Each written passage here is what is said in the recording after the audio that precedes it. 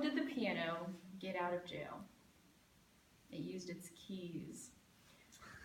Today I will be demonstrating how to effectively read a staff and how to correlate the notes on the staff to the keys of a piano. So learning music is good for you to engage your creative brain, and it also will help you to understand cultural differences around the world. But in this setting, you're just learning how to read basic Western music staff. This is a good stepping point for you to continue your musical knowledge. So I am a music education major with a focus in vocal music, and I have a highly ranked piano proficiency. So my knowledge of the piano is pretty high, so I feel like I'm confident to teach you about how to play and read these musical notes. So we're going to do this in 3 different steps. We're going to familiarize ourselves with the musical alphabet. We're going to learn the piano keys, where they are on the piano, and then we're going to combine 1 and 2, and you're going to learn how to actively play.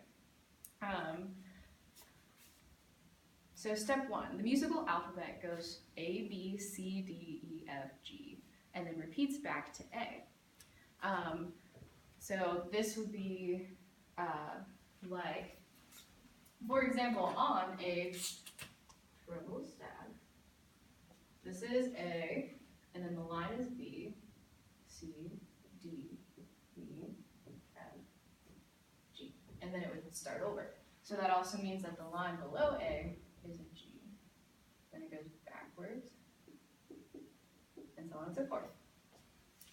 But that's a little hard to understand in its grasp, and like all at once. There are effective ways to remember this without having to count per-wise on the lines or the spaces. So every line, which are these, you can remember the acronym every, so this is an E, good, boy does fine. Then you'll always remember what the lines are. If you want to remember what the spaces are, you can just think of the word face. All right, so step 2, we're going to start to understand how these correlate to the piano keys. So this is a piano keyboard. So we're just going to be working with these white keys, but we're not going to forget about the black keys because they're going to teach us how to find the notes and know where certain ones are grounded so that we can base our other notes off of them. So, for example, with the music alphabet we start on A. So this one is A, but this one's kind of hard to find because it's in between 3 black keys. It's kind of hard to understand. So we're going to start with C. With C, you can always remember this one because it is to the left of 2 black keys. So this one's a C, this one's a C, and this one's a C. With that, you can also remember where F is, because F is to the left of 3 black keys. From here, you can base all other notes off of these ones. So if you know that this one's F, then you know that this one's G. If you know that this one's C, then you know that this one's D.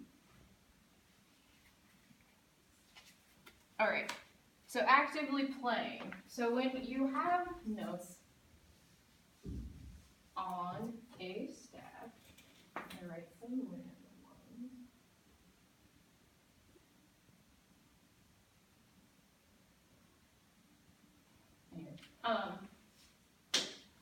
You can use your knowledge of every good boy does fine, and your knowledge of face to figure out what these notes are.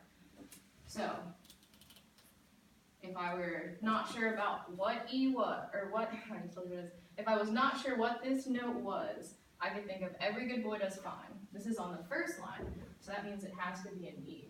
So then I would use my preconceived knowledge that right here is C, so that means I just have to go C, D, E, and this would be an E on the staff.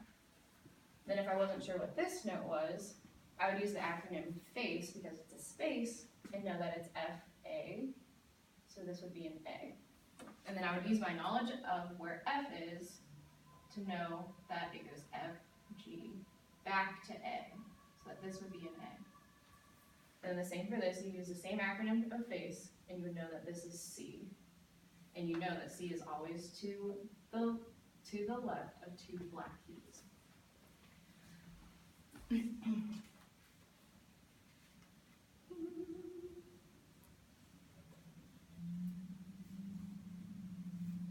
All right. And on that note, that is my demonstration of how to play the piano, and I hope you enjoyed it. Thank you.